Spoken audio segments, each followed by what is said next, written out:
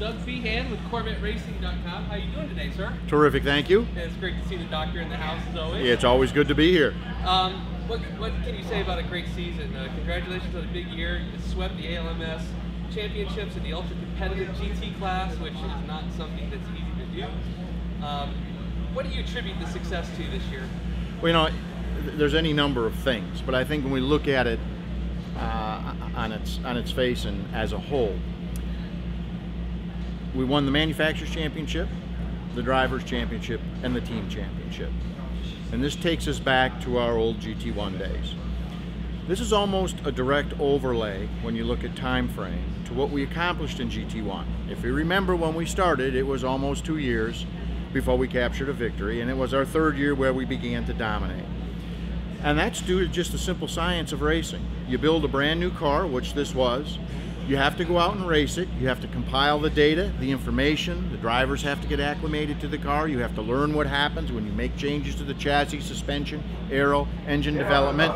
And you look at those time frames, and we're exactly where we are now is where we were in GT1. It just takes that given amount of time in this ultra competitive world when you're racing against class competitors, BMW, Porsche, Ferrari, now Viper, Lotus. These are all professional teams. These are all teams that have huge assets, that are technology leaders in their own respect. So it's not an easy deal. We knew how long it was going to take us. We dedicated ourselves to that mission. We have guys that are accomplished, proven champions with a past history of championships. I think it was only a matter of time until we succeeded. All the plaudits go to them. They are the guys that put their shoulder to the wheel, who never gave up, who dedicated themselves to the mission and brought that championship home. They know how to do that, they know how long it was going to take them, and they did it. Well, and what was unique this year, it always seems like in previous years, one car would be up, one car would be down, and it would be kind of like go like that with the season. And this year, it kind of seesawed back and forth. Both cars and both teams were very competitive. Yes. So I think like what you said, you're writing the book and it's coming to fruition. Absolutely. You have to learn about the product. You have to build an encyclopedia. So you know what happens when you put, 2 turns on the damper. You have to know what happens when you put 1 turn on the front bar. You have to learn what happens when you change brake bias. You have to learn how the car behaves. And it takes a couple of years of intense competition to do that. It's just that simple. You have to be patient, and when you have a group, the caliber and the experience and the expertise that this group brings to the racetrack, each and every event, it's only a matter of time until they rise to the top. Now, these cars were new for this season, and they were a little bit wider, and I think you had a little bit larger of an intake. That's correct. Is that just, you had said that the rule makers were going to guarantee that Corvette Racing just didn't come out of the box and dominate, but yes, as you showed them the data of where you were versus the other teams, they obviously allowed those changes, and we're seeing this becomes a patient process. I mean, we are really the bar by which other teams are measured. We've been here since the first race. We're going to continue on into the future. Other teams have come and gone, but if you notice, over the last 4, 5, 6 years, there's been a reasonable amount of stability with the Porsche team, with the BMW team, with the Ferrari team.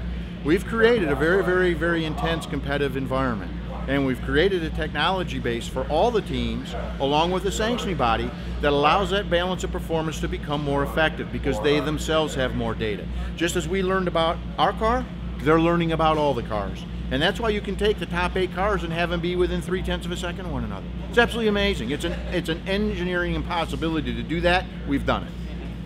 Now, this year also you had some driver changes with Antonio Garcia taking over a full-time ride, and then you've got Jordan Taylor, who's new. Right. But what we've seen with your main drivers, you've paired the younger guys with the accomplished veterans. Is that paying dividends for you? I mean, obviously you won the ALMS championship, but how is that working for them? Well, there's only a couple combinations you could come up with when you're dealing with 4 guys. The fact that we put a younger guy with an older guy, that was not in the mix, all right? That wasn't the reason we did that. We matched up a couple of different things. First and foremost, driving style.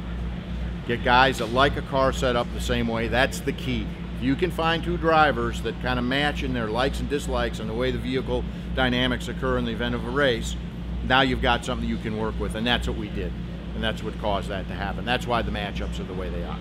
Now, let's look at this.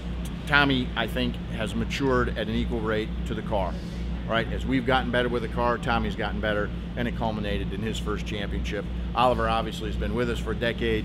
He understands the vehicles, he understands the teams, he knows what to expect. You know, he's kind of like the leader. He's the guy that the younger guys turn to for advice and direction. We have sharing between all the drivers, all the teams, all the engineers, and all the mechanics. That's what it takes to win, and that's what we did.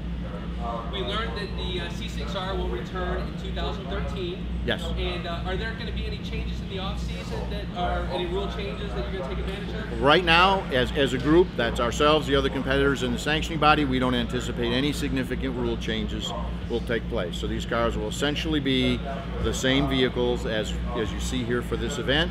Obviously, we'll be going back, looking at our year-long collection of data, tweaking some things on aero, maybe the way the car systems work. We're always on weight savings, looking at how we can save a few pounds here and there. So our work will continue. We certainly won't stand pat, but you're not going to see any large dynamic changes caused by the rules. Are you going to race these cars again next year, or are you going to build new chassis? Oh, I think, you know, we'll take a look at that. If you get to the off-season and there's customers looming out there that may want to buy a car, if that's the case, if they want a new car, we'll build a new car for them. If they want to buy one of these cars, we'll sell one of them. That will cause us to build new cars. We have other chassis that we've built over the last 2 years that are available to us. So it really fundamentally doesn't make a whole lot of difference because they're identical. So, you know, whether we race a brand new one or these here, at the end of the day, there's no performance difference at all. Now that the announcement of the ALMS Grand Am merger is kind of sunk in with you, what are your thoughts now about it? Well, I have to tell you, every indication that I've seen has shown me that I think we're on the horizon of what could be the best sports car racing in the history of this planet. I think we've got the expertise that the ALMS brings. I think we've got the wherewithal, the marketing, and the financial capacity that Grand Am holds. I think we've got some people up on the top of both organizations that understand what our mission is.